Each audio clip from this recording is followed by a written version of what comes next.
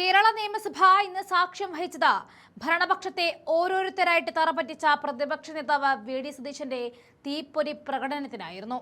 സർക്കാരിനെ പ്രതിരോധത്തിലാക്കാൻ വന്ന ഭരണപക്ഷത്തെ മുതിർന്ന മന്ത്രിമാരെയും എം.എൽ.എമാരെയും തർക്കശാസ്ത്രം കൊണ്ടും വസ്തുതകൾ കൊണ്ടും സതീശൻ നിഷ്പ്രഭരാക്കി മാറ്റി. സോണിയാഗാന്ധിക്കൊപ്പം പോറ്റി നിൽക്കുന്ന ഒരു പഴയ ചിത്രം ഉയർത്തിക്കാണിച്ച് അവരെ അധിക്ഷേപിക്കാൻ ശ്രമിച്ച ഭരണപക്ഷത്തിന് സതീശൻ നൽകിയ മറുപടി സഭയെ നിശബ്ദമാക്കി കളഞ്ഞു.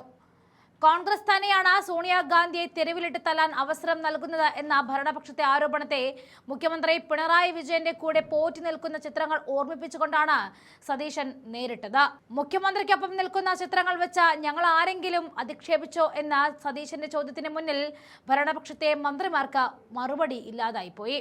ഡൽഹി വംശഹത്യയ്ക്ക് ആഹ്വാനം നൽകിയെന്ന് ആരോപിക്കപ്പെടുന്ന ബി.ജെ.പി. നേതാവ് അനുരാഗ് താക്കൂറിനെ അഭിമാനകരമായ സുഹൃത്ത് എന്ന് വിശേഷിപ്പിച്ച ഫേസ്ബുക്ക് പോസ്റ്റ് ഇട്ട മന്ത്രി എം.ബി. രാജേഷിനെതിരെ സതീശൻ ആഞ്ഞടിക്കുന്നതും കാണാൻ സാധിച്ചു.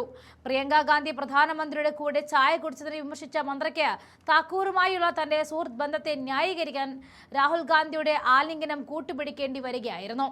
എന്നാൽ വംശഹത്യയ്ക്ക് ആഹ്വാനം ചെയ്ത ആളും പ്രധാനമന്ത്രിയും തമ്മിലുള്ള വ്യത്യാസം പോലും തിരിച്ചറിയാത്ത മന്ത്രിയുടെ നിലപാടിലെ പൊള്ളത്തരം സതീശൻ സഭയിൽ തുറന്നു കാണിച്ചു. ശിവൻകുട്ടിക്കും രാജീവിനും നേരെയായിരുന്നു സതീശന്റെ അടുത്ത നീക്കമുണ്ടായത്. സഭയിൽ ഡയസിലേക്ക് കയറി കമ്പ്യൂട്ടറും കസേരയും വലിച്ചെറിഞ്ഞവരെ കൂടിയിരുത്തിക്കൊണ്ടാണോ മര്യാദയെക്കുറിച്ച് സംസാരിക്കുന്നത് എന്നാണ് അദ്ദേഹത്തിന്റെ ചോദ്യം. കൂടാതെ പണ്ട് ചീഫ് ജസ്റ്റിസിനെതിരെ ബാലി കോലി മുദ്രാവാക്യവുമായി ഹൈക്കോടതിയിലേക്ക് മാർച്ച് നടത്തിയ രാജീവ് മന്ത്രിയുടെ ഭൂതകാലം ഓർമ്മിപ്പിച്ചതോടെ ഭരണപക്ഷം അക്ഷരാർത്ഥത്തിൽ പ്രതിരോധത്തിലായി എന്ന് പറഞ്ഞാൽ മതിയല്ലോ. വി.ഡി. സതീശൻ ഗോൾവാൾക്കറുടെ ചിത്രത്തിന് മുന്നിൽ വിളക്ക് കൊളുത്തിയെന്ന സ്ഥിരം ആരോപണത്തിന് തന്റെ രാഷ്ട്രീയ നിലപാട് വ്യക്തമാക്കിയും ഭരണപക്ഷത്തിന്റെ ഇരട്ടത്താപ്പ് തുറന്നു കാണിച്ചും അദ്ദേഹം ഫുൾ സ്റ്റോപ്പ് ഇടുകയായിരുന്നു. നമുക്ക് സഭയിലെ ആ പ്രക്ഷുബ്ധ ദൃശ്യങ്ങളിലേക്ക് പോകാം. ചോദ്യോത്തരവേള ആരംഭിക്കുകയാണ്. ചോദ്യം നമ്പർ 120.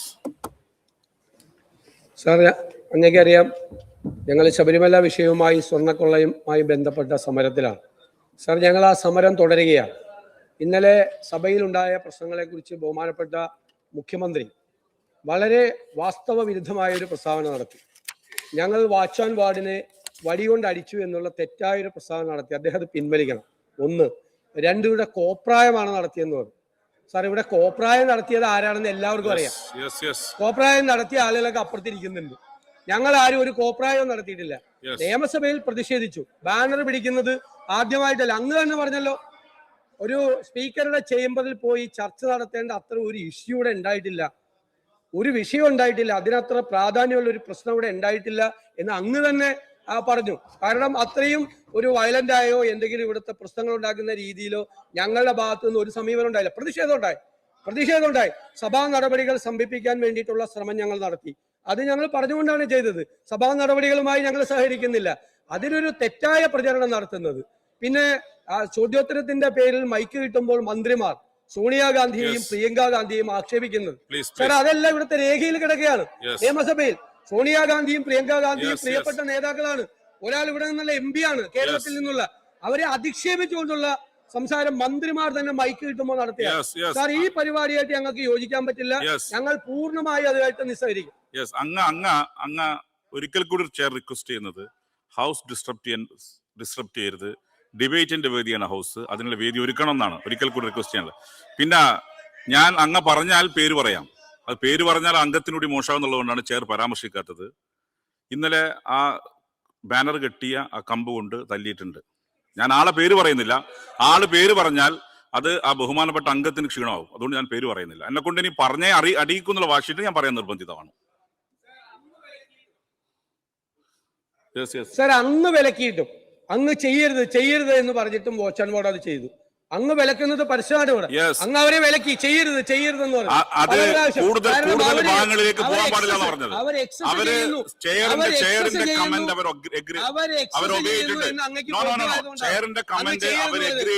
ചെയർ പറയുന്നതനുസരിച്ച് പെരുമാറിയിട്ടുണ്ട്. അത് കൂടുതൽ ബഹുമാനപ്പെട്ട പല അംഗങ്ങളും അവരുടെ മേക്കിട്ട് കയറി സംഘർഷത്തിലേക്ക് പോവാതിരിക്കാൻ വേണ്ടിയാണ് വിഡ്രോ ചെയ്യാൻ പറഞ്ഞത്. അങ്ങനെ വിഡ്രോ ചെയ്യാൻ പറഞ്ഞത് അല്ലാതെ സംഘർഷം ഒഴിവാക്കാൻ വേണ്ടിയാണ്. ഒരിക്കലും അതിനർത്ഥം വാച്ച് ആൻഡ് വാർഡ് ഒരു പ്രകോപനം ഉണ്ടാക്കാതിരിക്കാൻ വേണ്ടി വാച്ച് ആൻഡ് വാർഡിനെ ഡെലിബറേറ്റ് ആയി പ്രൊവോക്ക് ചെയ്യാൻ ശ്രമിച്ചപ്പോൾ ചെയർ ഇടപെട്ടിട്ടുണ്ട്. ബോധപൂർവം ചെയറിന് വാച്ച് ആൻഡ് വാർഡിനെ പ്രൊവോക്ക് ചെയ്യാൻ ശ്രമിച്ചപ്പോൾ ചെയർ ഇടപെട്ടിട്ടുണ്ട്. യെസ്, ബഹുമാനപ്പെട്ട സാർ, അങ്ങ് ഇന്നലെ പറഞ്ഞു ചെയറിനെ അന്ധനാ